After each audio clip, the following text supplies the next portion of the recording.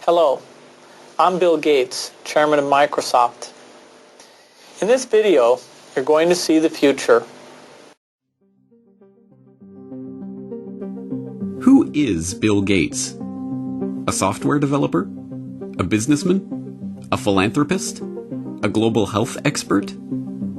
This question, once merely academic, is becoming a very real question for those who are beginning to realize that Gates' unimaginable wealth has been used to gain control over every corner of the fields of public health, medical research, and vaccine development.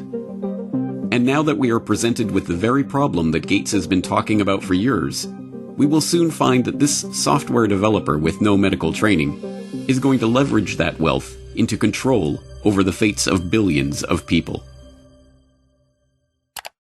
Because until we get almost everybody vaccinated globally, we still won't be fully back to normal. Bill Gates is no public health expert. He is not a doctor, an epidemiologist, or an infectious disease researcher.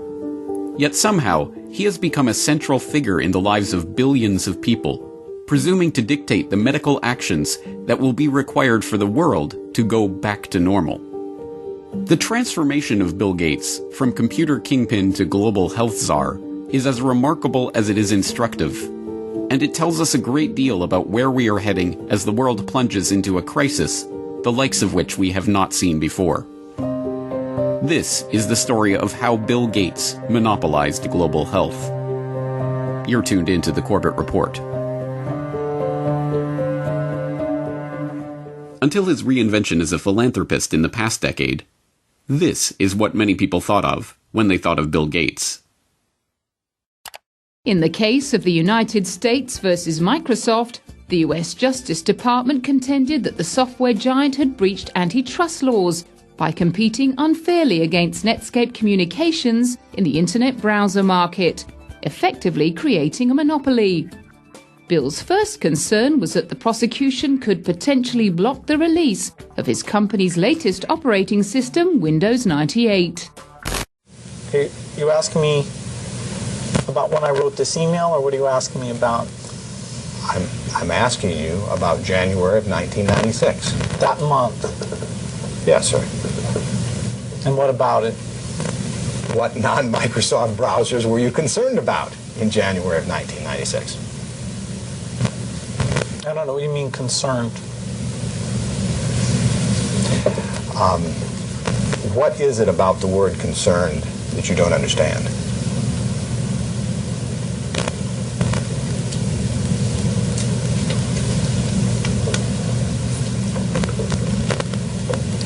I'm not sure what you mean by it. We're going to be working together on Microsoft Office, on Internet Explorer, on Java, and I think that it's going to lead to a very healthy relationship. So it's a package announcement today. We're very, very happy about it. We're very, very excited about it. And I happen to have a special guest with me today via satellite downlink. And if we could get him up on the stage right now.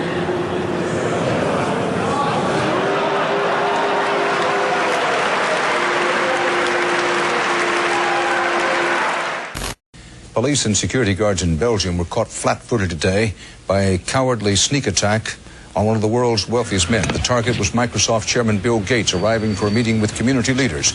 Watch what happens when a team of hitmen meet him first with a pie in the face.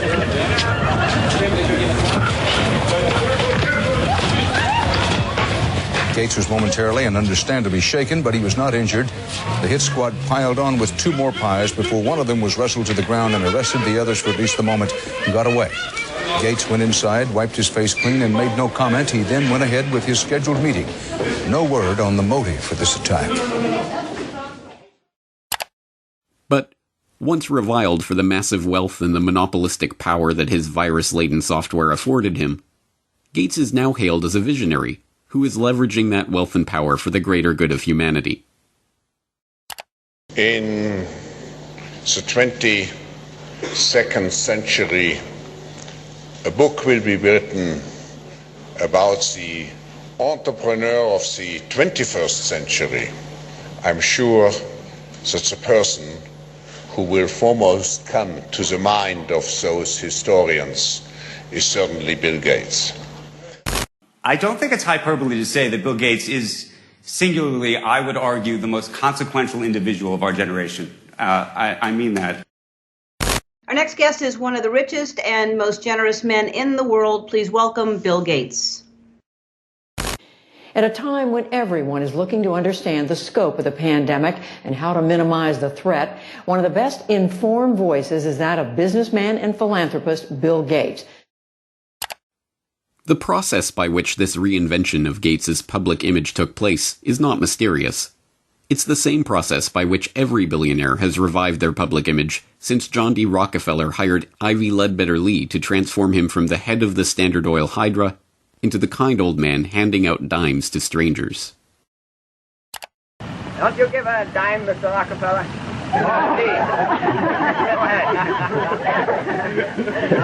Give it a dime. Thank you, sir.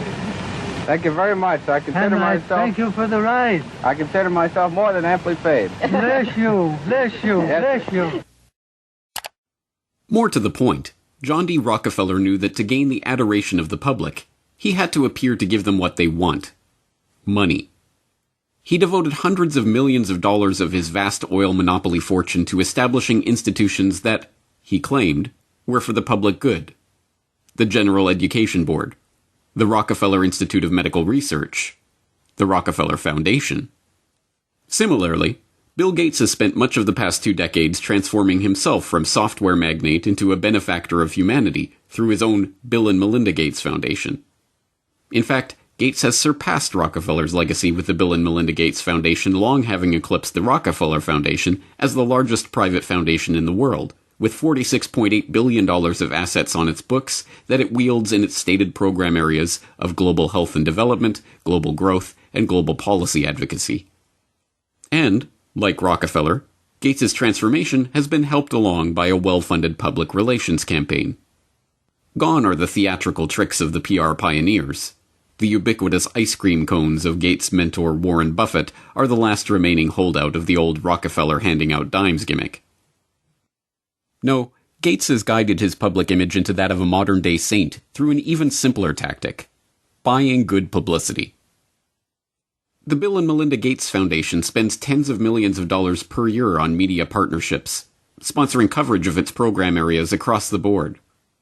Gates funds The Guardian's Global Development website. Gates funds NPR's global health coverage. Gates funds the Our World in Data website that is tracking the latest statistics and research on the coronavirus pandemic. Gates funds BBC coverage of global health and development issues, both through its BBC Media Action Organization and the BBC itself. Gates funds World Health coverage on ABC News. When the NewsHour with Jim Lehrer was given a $3.5 million Gates Foundation grant to set up a special unit to report on global health issues, NewsHour communications chief Rob Flynn was asked about the potential conflict of interest that such a unit would have in reporting on issues that the Gates Foundation is itself involved in. In some regards, I guess you might say that there are not a heck of a lot of things you could touch in global health these days that would not have some kind of Gates tentacle, Flynn responded. Indeed, it would be almost impossible to find any area of global health that has been left untouched by the tentacles of the Bill and Melinda Gates Foundation. It was Gates who sponsored the meeting that led to the creation of Gavi, the Vaccine Alliance, a global public-private partnership bringing together state sponsors and big pharmaceutical companies whose specific goals include the creation of healthy markets for vaccines and other immunization products. As a founding partner of the alliance, the Gates Foundation provided $750 million in seed funding and has gone on to make over $4.1 billion in commitments to the group. Gates provided the seed money that created the Global Fund to Fight AIDS, Tuberculosis, and Malaria, a public-private partnership that acts as a finance vehicle for governmental AIDS, TB, and malaria programs. When a public-private partnership of governments, world health bodies, and 13 leading pharmaceutical companies came together in 2012 to accelerate progress toward eliminating or controlling 10 neglected tropical diseases, there was the Gates Foundation with $363 million of support. When the Global Financing Facility for Women, Children, and Adolescents was launched in 2015 to leverage billions of dollars in public and private financing for global health and development programs, there was the Bill and Melinda Gates Foundation as a founding partner with a $275 million contribution. When the Coalition for Epidemic Preparedness Innovations was launched at the World Economic Forum in Davos in 2017 to develop vaccines against emerging infectious diseases, there was the Gates Foundation with an initial injection of $100 million. The examples go on and on. The Bill and Melinda Gates Foundation's fingerprints can be seen on every major global health initiative of the past 2 decades. And beyond the flashy multi-billion-dollar global partnerships, the foundation is behind hundreds of smaller country and region-specific grants, $10 million to combat a locust infestation in East Africa, or $300 million to support agricultural research in Africa and Asia, that add up to billions of dollars in commitments. It comes as no surprise, then, that far beyond the $250 million that the Gates Foundation has pledged to the fight against coronavirus, every aspect of the current coronavirus pandemic involves organizations, groups, and individuals with direct ties to Gates funding. From the start, the World Health Organization has directed the global response to the current pandemic. From its initial monitoring of the outbreak in Wuhan and its declaration in January that there was no evidence of human-to-human transmission, to its live media briefings and its technical guidance on country-level planning and other matters, the WHO has been the body setting the guidelines and recommendations shaping the global response to this outbreak. But even the World Health Organization itself is largely reliant on funds from the Bill and Melinda Gates Foundation. The WHO's most recent donor report shows that the Bill and Melinda Gates Foundation is the organization's second largest donor behind the United States government. The Gates Foundation single-handedly contributes more to the World Health Body than Australia, Canada, France, Germany, Russia, and the UK combined. What's more, current World Health Organization Director General Tedros Adhanom Ghebreyesus is in fact, like Bill Gates himself, not a medical doctor at all, but the controversial ex-Minister of Health of Ethiopia, who was accused of covering up 3 cholera outbreaks in the country during his tenure. Before joining the WHO, he served as chair of the Gates-founded Global Fund to fight AIDS, tuberculosis, and malaria, and sat on the board of the Gates-founded Gavi, the Vaccine Alliance, and the Gates-funded Stop TB Partnership. The current round of lockdowns and restrictive stay-home orders in Western countries were enacted on the back of alarming models predicting millions of deaths in the United States and hundreds of thousands in the UK. Imperial College in London released a COVID-19 report, and that's where most of our U.S. leaders are getting the information they're basing their decision-making on. The report runs us through a few different ways this could turn out depending on what our responses are. If we don't do anything to control this virus, over 80% of people in the U.S. would be infected over the course of the epidemic, with 2.2 million deaths from COVID-19. That 2.2 million deaths also doesn't account for the potential negative effects of health systems being overwhelmed. From this evening, I must give the British people a very simple instruction. You must stay at home. Enough is enough. Go home and stay home. A statewide order for people to stay at home. The work of 2 research groups was crucial in shaping the decisions of the UK and US governments to implement wide-ranging lockdowns, and, in turn, governments around the world. The first group, the Imperial College COVID-19 Research Team, issued a report on March 16th that predicted up to 500,000 deaths in the UK and 2.2 million deaths in the US unless strict government measures were put in place. The second group, the Institute for Health Metrics and Evaluation in Bill Gates' home state of Washington, helped provide data that corroborated the White House's initial estimates of the virus effects, estimates that have been repeatedly downgraded as the situation has progressed. Unsurprisingly, the Gates Foundation has injected substantial sums of money into both groups.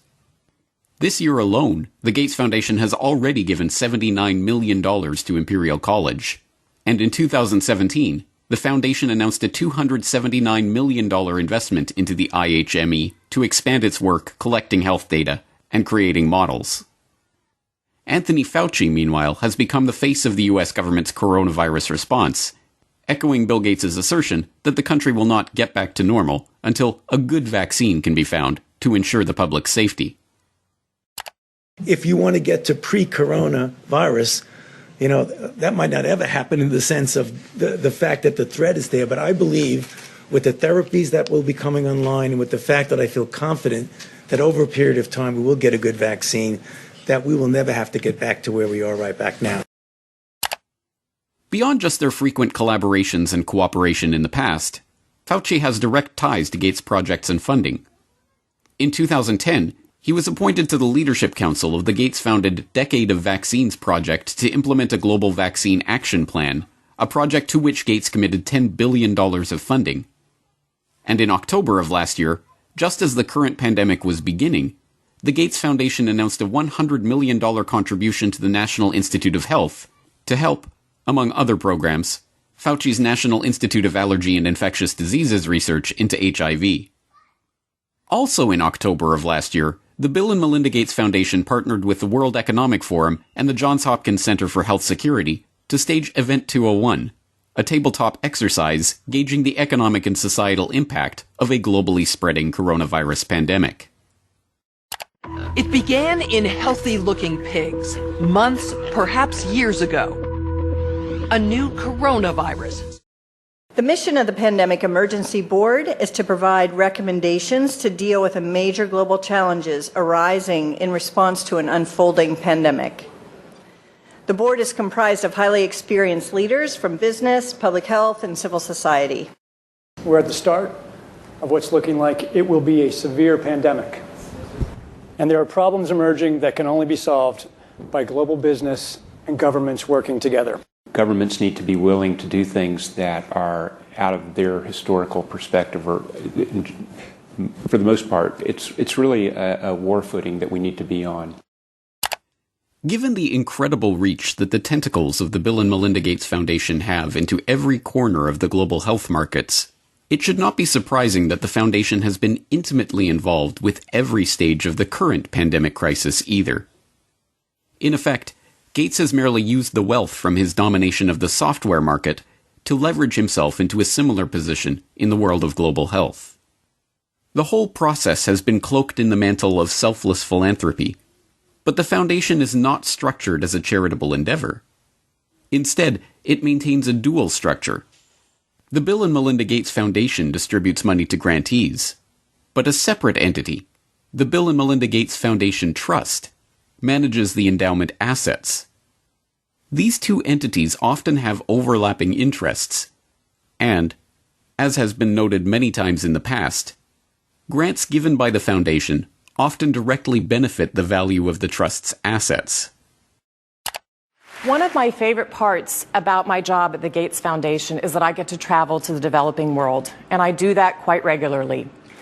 My first trip in India, I was in a person's home where they had dirt floors, no running water, no electricity, and that's really what I see all over the world. So in short, I'm startled by all the things that they don't have. But I am surprised by one thing that they do have: Coca-Cola. Coke is everywhere.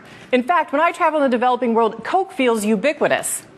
And so when I come back from these trips and I'm thinking about development and I'm flying home and I'm thinking, well, we're trying to deliver condoms to people or vaccinations, you know, Coke's success kind of stops and makes you wonder, how is it that they can get Coke to these far-flung places? And if they can do that, why can't governments and NGOs do the same thing?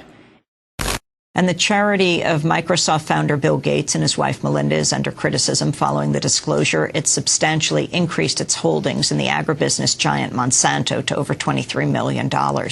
Critics say the investment in Monsanto contradicts the Bill and Melinda Gates Foundation's stated commitment to helping farmers and sustainable development in Africa. The study from the pressure group Global Justice Now paints a picture of the Gates Foundation partly as an expression of corporate America's desire to profit from Africa, and partly a damning critique of its effects. You could have a case where the initial research is done by a Gates-funded institution, the media reporting on how well that research is conducted is done, the media outlet is a Gates-funded outlet and maybe a Gates-funded journalist from a media programme, and then the programme is implemented more widely by a Gates-funded NGO. I mean, there are some very insular circles here. Among the many criticisms, the idea that private finance can solve the problems of the developing world. Should poor farmers be trapped into debt by having to use chemicals or fertilizers underwritten by offshoots of the foundation? This is no mere theoretical conflict of interest. Gates is held up as a hero for donating $35.8 billion worth of his Microsoft stock to the foundation. But during the course of his decade of vaccines, Gates' net worth has actually doubled, from $54 billion to $103.1 billion. The Rockefeller story provides an instructive template for this vision of tycoon-turned-philanthropist. When Rockefeller faced a public backlash, he helped spearhead the creation of a system of private foundations that connected in with his business interests. Leveraging his unprecedented oil monopoly fortune into unprecedented control over wide swaths of public life, Rockefeller was able to kill two birds with one stone, molding society in his family's own interests, even as he became a beloved figure in the public imagination. Similarly, Bill Gates has leveraged his software empire into a global health, development, and education empire, steering the course of investment and research and ensuring healthy markets for vaccines and other immunization products. And, like Rockefeller, Gates has been transformed from the feared and reviled head of a formidable hydra into a kindly old man, generously giving his wealth back to the public. But not everyone has been taken in by this PR trick. Even The Lancet observed this worrying transformation from software monopolist to health monopolist back in 2009, when the extent of this Gates-led monopoly was becoming apparent to all. The first guiding principle of the Bill and Melinda Gates Foundation is that it is driven by the interests and passions of the Gates family. An annual letter from Bill Gates summarizes those passions, referring to newspaper articles, books, and chance events that have shaped the foundation's strategy. For such a large and influential investor in global health, is such a whimsical governance principle good enough? This brings us back to the question: who is Bill Gates? What are his driving interests? What motivates his decisions? These are not academic questions. Gates's decisions have controlled the flows of billions of dollars, formed international partnerships pursuing wide-ranging agendas, ensured the creation of healthy markets for big pharma vaccine manufacturers. And now, as we are seeing, his decisions are shaping the entire global response to the coronavirus pandemic. Next week, we will further explore Gates's vaccination initiatives, the business interests behind them, and the larger agenda that is beginning to take shape as we enter the new normal of the COVID-19 crisis.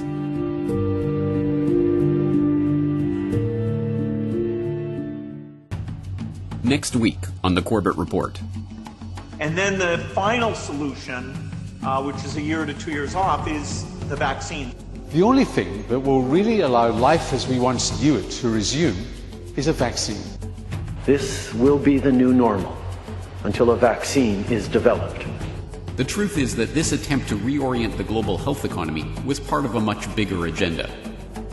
When we started developing coronavirus vaccines, we noticed in laboratory animals that they started to show some of the same immune pathology. Just to head off the conspiracy theorists, maybe we shouldn't call the vaccine the final solution. Maybe just the best solution. Okay?